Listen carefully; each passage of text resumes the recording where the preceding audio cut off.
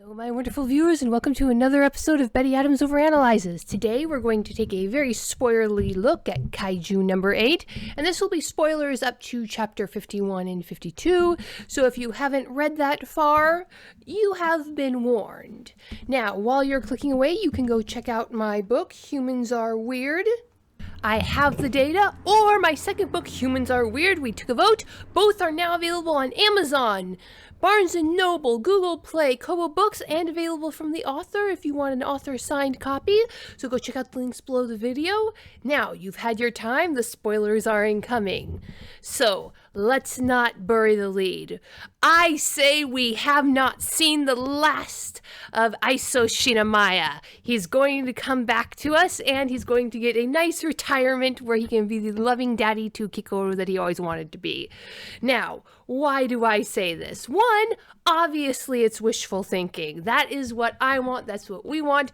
Now, we all know and value a sacrifice.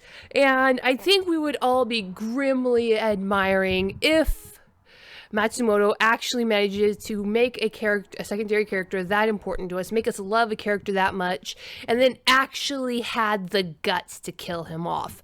I don't think anybody would be truly disappointed with that. The value of a true tragedy to a story is unspeakable, and the guts it takes an author to really kill off truly completely kill off a beloved character is tremendous.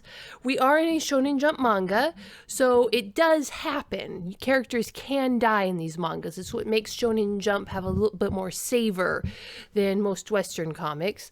But the main characters still generally do have plot armor.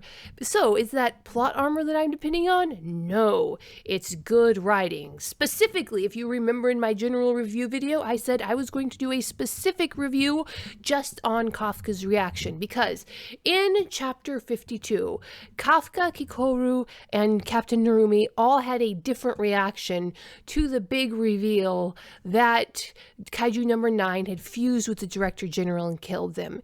Kikoru was just in flat-out denial and then was just traumatized into paralysis when it was proven to her.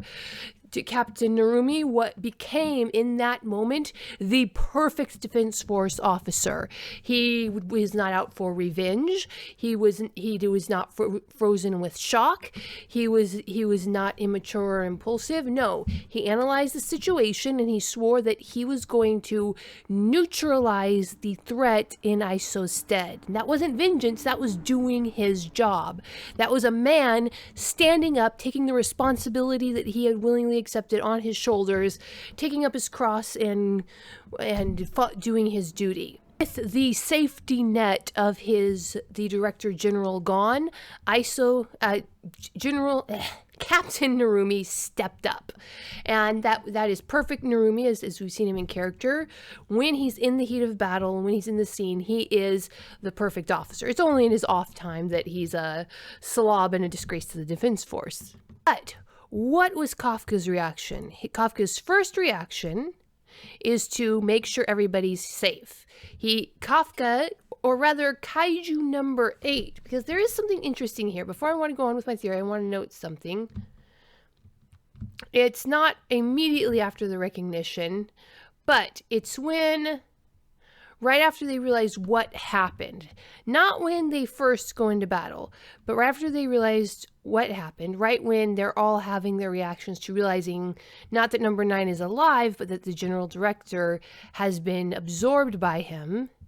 You see a close-up of Captain Narumi and Kafka side by side. Now, look at this close-up. In all the previous images, Kaiju number 8's neck mouth has been very subdued, tucked into his neck behind his jaw, so that when Kaiju number 8 is looking directly at the camera, you can't see his neck mouth, and it barely opens even when he's shouting. But in the scene where the characters are all reacting to the fact that General Shinomiya is dead, you can see that the neck mouth has spread out far onto the shoulders.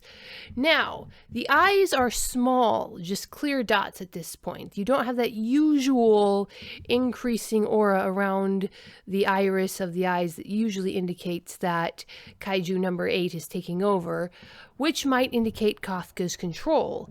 But the overall impression, the shading on the face specifically, is usually indicative of Kaiju number 8 being the dominant presence. So the eyes indicate Kafka's in control, but the shading of the face, and again, this is on first panel on page 9, and the width of the neck mouth both indicate that Kaiju number 8 is the one reacting here. I think we're getting this more and more, this overlap in, if not in actual personality, an overlap in the direction of will and the emotional resonance between Kafka and Kaiju number 8, to the point that I think if the little guy, the awareness that caused Kaiju number 8 with Kafka, might be thinking that he is Kafka, might not be entirely an organism of his own at this point.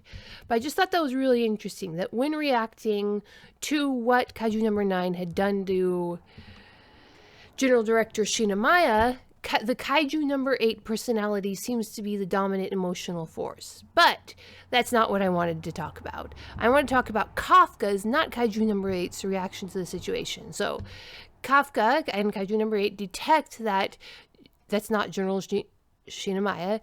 Very, very practical middle-aged man response. He warns Captain Narumi to get out of the way, warns him that it's Kaiju number 9, and Captain Narumi listens to him instantly. They're both able to escape. Then Kafka, he's positioning himself to support Captain Narumi.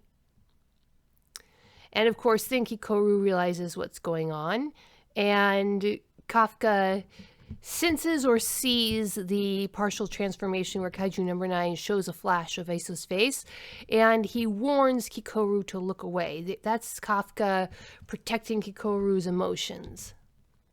A very, very Kafka thing to do, protecting Kikoru's heart as well as protecting Captain Narumi's body.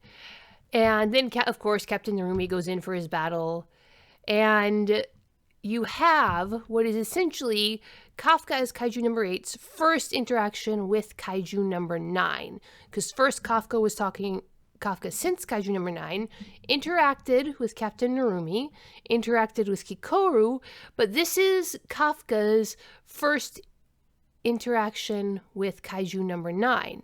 Now, we do have that aura through the eyes that indicates the Kaiju number 8 presence is more in control of the body, but the neck mouth is much smaller, and the shading indicates that it's emotionally Kafka here. I'm probably making way too many assumptions about the face shading, but the neck mouth is something that's pretty easy to pin down because it's how many teeth are showing. You can literally count the teeth to see how big the neck mouth is. And consistently, when the little guy is taking over control, the neck mouth gets larger.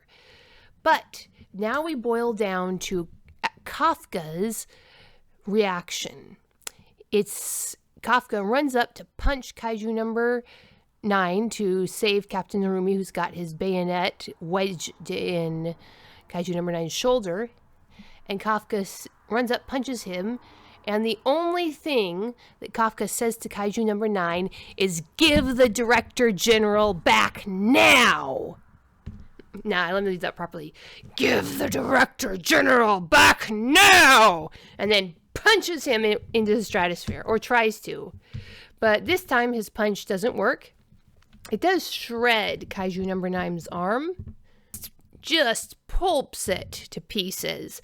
But Kaiju number 9 is still standing and still fending off Captain Narumi. As awesome as that scene is, though, that's not the point. Kafka, as his emotional state is switching back and forth between little guy and Kafka Haibino, his first response to Kaiju number 9 is, "Give the Director General back now."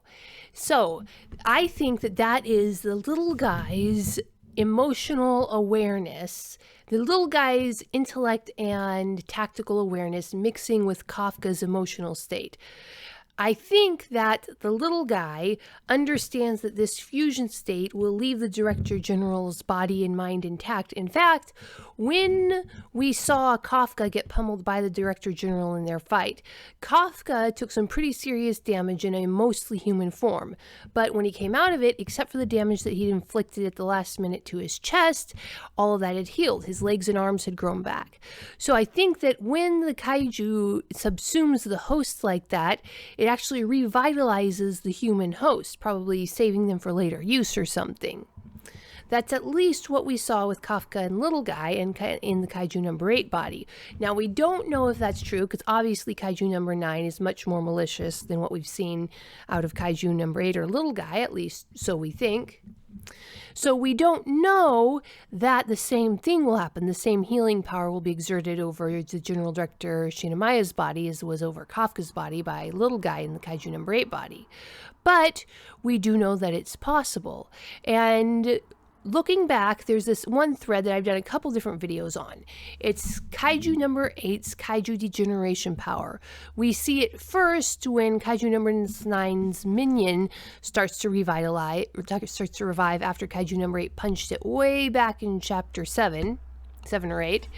And Kaiju number 8 says, "Gah, stop it, don't revive," and it stops reviving. We thought that was just amusing timing at the time, but again and again when fighting Kaiju number 9, Kaiju number 9 has commented that when he's fighting Kaiju number 8, he can't regenerate fast enough, or at least up until this latest power-up, he hasn't been able to. And we've seen a bunch of different things like that. There's other different clues that we can look at that strongly imply that Kaiju number 8 possesses an ability to nullify or restrict Kaiju regeneration. And if properly used, this might be able to degenerate the Kaiju out of a human body that it's infected. And given how degeneration was lampshaded in the previous fight when Kaiju number 8 was pounding the Gamma body, I think it's going to come into play soon. Now, I don't think we're going to get to see Kaiju number 8 rescue the Director General right now. I think Kaiju number 9 is going to get away. We're going to have a training arc with Kafka and Narumi. Narumi's going to have to defend Kafka from the defense force that wants to put him on a slab and dice him up for research or weapon purposes. And Kikoru's going to have to get along as an orphan without her mom or her dad. Kafka's going to feel that he failed. Only man who'd been putting real faith in him that wasn't, from Division 3. And so it's going to be having number 9 get away with the Director General for now. It seems to me to be pretty essential storytelling, but I've been wrong a lot. Matsumoto really has the ability to come out of left field and surprise me with these things. So who knows? Kafka might pull his degeneration trick out of the bag now, but I think it's more likely that he's going to pull it out at a later date, after the other plot lines have had a chance to reset themselves, after Kafka's really earned his place without the Director General there to watch over him, after Kikoru's come to terms with this, after Narumi's stepped up and become a better leader, then we can have the Director General step back into his place as the retired father. Now, how's that going to look? Clearly, there's going to be some fight between Kaiju number 8 and Kaiju number 9. And this is kind of a tentative theory of mine. Kafka's going to have to trust the little guy and relinquish control of him, because this is a very specific ability and power that Kafka couldn't just figure out from what he's already been seen. Or, technically maybe he could, but I think this is going to require trust and communication between Kafka and the little guy on a level that they haven't experienced yet. And I'm all for that. I've been waiting for that for a long time. Kafka and the little guy need to sit down and have a nice talk with each other. So that's my 2 cents. That's why I think that we are getting the Director General back, that he's going to have a chance at a stronger, healthier body than he would have had otherwise. And I think that's going to happen by Kaiju number 8 using his Kaiju degeneration powers to strip number 9 out of the Director General, which still means the Defense Force has lost the number 2 weapon probably, but we'll see. We'll see. I'm really, really waiting for is the moment when Director General Isao Shinomiya wakes up in the hospital room with Kikoru Kikoru sitting by his bed. She sees that he's awake. He calls her name. She says, "Daddy," and they embrace each other in tears. And for once, Isao Shinomiya gets to be the daddy that he's longed to be. I think we're definitely going to get that. I really think we're going to get that scene. If not, I have faith that Matsumoto will provide us with something even better, even if it is a heartbreaking tragedy. But that's my 2 cents on the matter. What do you think? Are we going to get Director Shinomiya back? Is he going to have a nice long retirement watching over Kikoru and baking her fish every morning? Or is Matsumoto going to go for a heart-rending but ultimately satisfying tragedy at the end? Leave a comment below telling me what you think. Hit that like and subscribe button. Check out my books. They're available on Amazon. My new books, Humans Are Weird, We Took a Vote. If you could please, pretty please leave a review on Amazon or Barnes & Noble, I'd be very grateful. And peace out, my wonderful viewers. Humans Are Weird, We Took a Vote, and Humans Are Weird, I Have the Data. 2 books in a series of human absurdity. Go check out these short story collections. What will our little green friends think of us when we finally do make it to space? Find out the answer in 2 books of human absurdity. Humans Are Weird, We Took a Vote, and Humans Are Weird, I Have the Data. Available on Amazon, Barnes & Noble, Kobo, and Google Play.